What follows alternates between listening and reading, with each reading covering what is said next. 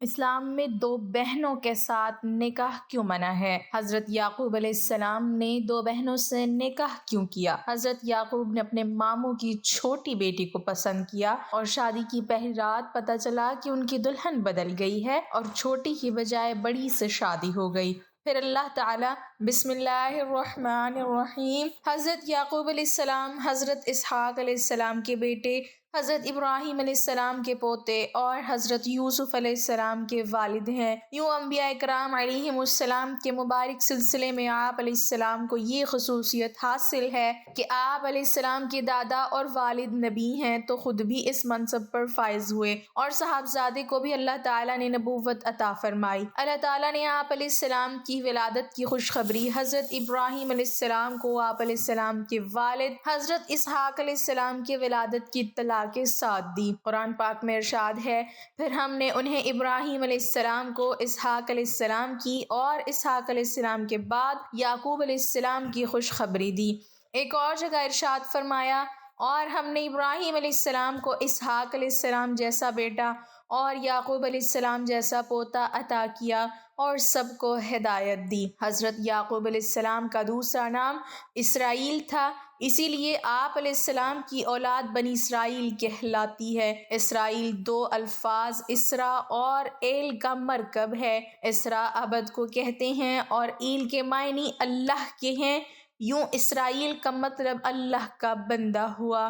اللہ تعالیٰ نے حضرت یعقوب علیہ السلام کو یہ فضیلت بھی عطا فرمائی کہ بنی اسرائیل میں مبعوث ہونے والے تمام پیغمبر آپ علیہ السلام کی ہی نسل میں سے ہیں۔ ملک شام سے ہجرت حضرت اسحاق علیہ السلام کے دو جڑواں بیٹے محیص اور یعقوب تھے۔ آپ علیہ السلام کو بڑے بیٹے سے قدرے زیادہ محبت تھی، جبکہ اہلیہ یعقوب علیہ السلام کو زیادہ چاہتی تھیں۔ روایت میں ہے کہ ایک دن حضرت اسحاق علیہ السلام نے بڑے بیٹے سے شکار کا گوشت کھانے کی خواہش کا اظہار کیا۔ محیص والد کی خواہش پر فوراً شکار کے لیے چلا گیا، لیکن اسی اثناء میں والدہ نے حضرت یعقوب علیہ السلام سے کہا کہ بکرے ذبح کر کے والد کو کھانا پیش کر دو اور ان سے دعائیں لے لو۔ حضرت یعقوب علیہ السلام نے والدہ کے مشورے پر ایسا ہی کیا، لیکن جب بڑا بھائی گوشت بھون کر والد کی خدمت میں لے کے گیا اور اسے حقیقت کا علم ہوا تو وہ حضرت یعقوب علیہ السلام کا دشمن ہو گیا۔ والدہ نے جب یہ دیکھا تو انہوں نے حضرت یعقوب علیہ السلام کو فوری طور پر اپنے ماموں کے پاس عراق کے شہر حران جانے کی ہدایت کی۔ حضرت اسحاق علیہ السلام کو بھی محیص کی ناراضی کا علم تھا، لہٰذا انہوں نے بھی اس مشورے کی تائید کی اور پھر حضرت یعقوب علیہ السلام اس روز رات کے پہلے پہر ماموں کے پاس جانے کے لیے نکل کھڑے ہوئے۔ راستے میں خواب حضرت یعقوب علیہ السلام اس رات اور دوسرے دن چلتے رہے اور پھر رات کے کسی پہر ایک گاؤں کے باہر جنگل میں ایک پتھر کو تکیے کی جگہ سر کے نیچے رکھ کر سو گئے۔ وہ خواب میں دیکھتے ہیں کہ آسمان سے زمین تک ایک سیڑھی لگی ہوئی ہے جس سے فرشتے اوپر چڑھ اور نیچے اتر رہے ہیں۔ اسی دوران اللہ تعالی حضرت یعقوب علیہ السلام سے مخاطب ہوتے ہیں کہ میں تجھ کو عن قریب برکت دوں گا اور تیری اولاد کو کثیر کر دوں گا، یہ زمین تیرے لیے کر دوں گا اور تیرے بعد تیری اولاد کے لیے بھی۔ جب حضرت یعقوب علیہ السلام نیند سے بیدار ہوئے تو انتہائی خوش تھے۔ آپ علیہ السلام نے منت مانی کہ اگر وہ اپنے والدین کی طرف سلامتی کے ساتھ لوٹ گئے تو اس جگہ جہاں خواب نظر آیا تھا اللہ عز و جل کی عبادت کے لیے ایک گھر بنائیں گے۔ نیز یہ منت بھی مانی کہ جو کچھ اللہ تعالیٰ انہیں عطا کرے گا اس کا 10واں حصہ اللہ کی راہ میں خرچ کریں گے۔ حضرت یعقوب علیہ السلام نے اس پتھر کو تیل لگایا جس پر سر رکھ کر سوئے تھے تاکہ واپسی میں اس کے ذریعے جگہ نشاندہی ہو سکے۔ ماموں کی بیٹیوں سے نکاح حضرت یعقوب علیہ السلام طویل سفر کے بعد حران میں اپنے ماموں کے پاس پہنچ گئے۔ ماموں بھانجے کو دیکھ کر بے حد خوش ہوئے اور ان کی خوب خاطر مدارت کی۔ ماموں لابان کی دو جوان بیٹیاں تھیں، بڑی کا نام لیا اور چھوٹی کا نام راحیل تھا۔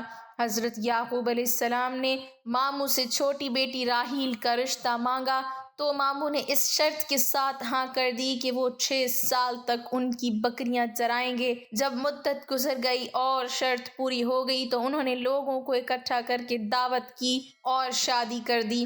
رات کو حضرت یعقوب علیہ السلام پر انکشاف ہوا کہ شادی تو راحیل کی بجائے بڑی بہن لیا سے ہوئی ہے۔ حضرت یعقوب علیہ السلام نے صبح ماموں سے پوچھا، آپ نے ایسا کیوں کیا؟ میں نے تو راحیل سے نکاح کا پیغام دیا تھا۔ ماموں نے جواب دیا، ہمارے ہاں بڑی بیٹی کے ہوتے چھوٹی سے نکاح نہیں ہو سکتا۔ ہاں، اگر تمہیں چھوٹی پسند ہے تو میں اس سے بھی تمہارا نکاح کر دوں گا، مگر تمہیں مزید 7 سال تک بکریاں چرانی ہوں گی۔ حضرت یعقوب علیہ السلام نے مزید 7 سال تک بکریاں چرائیں، جس کے بعد ان کا نکاح چھوٹی بہن سے بھی کر دیا گیا۔ واضح رہے اس وقت 2 بہنوں کا ایک ہی وقت میں ایک مرد سے نکاح ہو سکتا تھا۔ مورخین تحریر کرتے ہیں کہ حضرت یعقوب علیہ السلام کی 4 بیویاں تھیں، جن سے اللہ تعالیٰ نے آپ علیہ السلام کو اولاد کثیر سے نوازا۔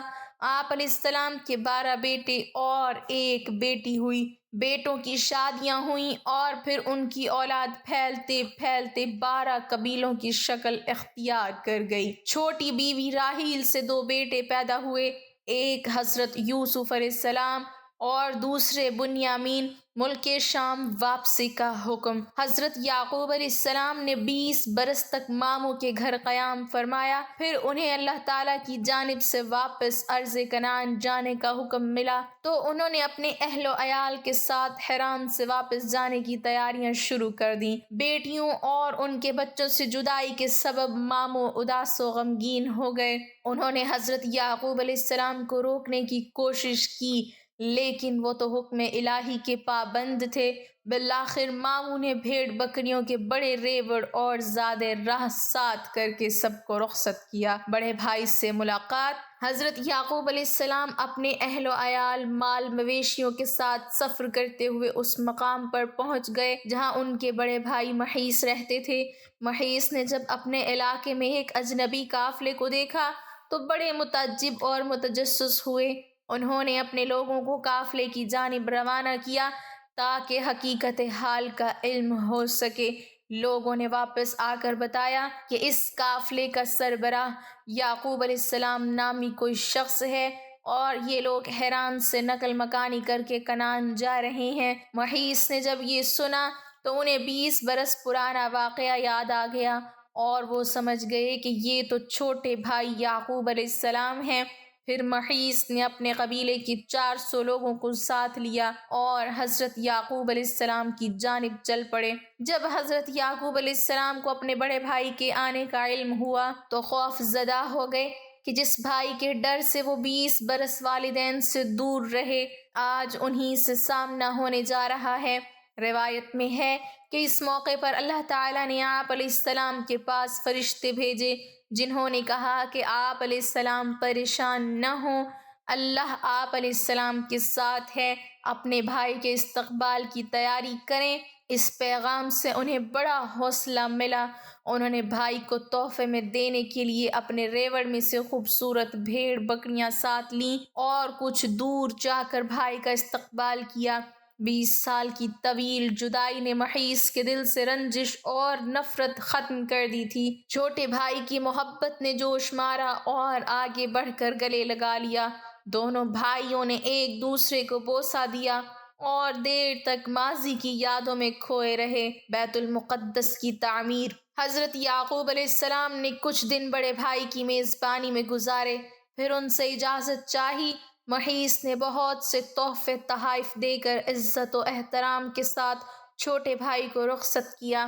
حضرت یعقوب علیہ السلام کو اچھی طرح یاد تھا کہ 20 سال پہلے جب وہ اپنے ماموں کے پاس جا رہے تھے تو انہوں نے منت مانی تھی کہ اگر وہ اپنے والدین کے پاس سلامتی کے ساتھ لوٹ گئے تو جس جگہ خواب دیکھا تھا وہاں اللہ کا گھر بنائیں گے۔ لہٰذا وہ 20 سال پرانے راستوں کو یاد کرتے ہوئے یروشلم کے قریب اس بستی تک پہنچ گئے جس کے باہر انہوں نے قیام فرمایا تھا۔ بستی کے باہر خیمے نصب کر دیے گئے اور پھر حضرت یعقوب علیہ السلام نے اپنے بچوں کے ساتھ اس پتھر کی تلاش شروع کر دی جس پر انہوں نے تیل لگایا تھا۔ چونکہ اللہ تعالیٰ کی مدد شامل حال تھی سو جلد ہی وہ اس پتھر کو ڈھونڈنے میں کامیاب ہو گئے۔ جس جگہ وہ پتھر نصب تھا وہ بستی کے ایک شخص شخیم بن جمور کی ملکیت تھی۔ آپ علیہ السلام نے 100 بھیڑوں کے بدلے اس سے یہ جگہ خریدی اور پھر اپنے بیٹوں کے ساتھ مل کر وہاں ایک عبادت گاہ تعمیر کی۔ یہی جگہ آج بیت المقدس کہلاتی ہے۔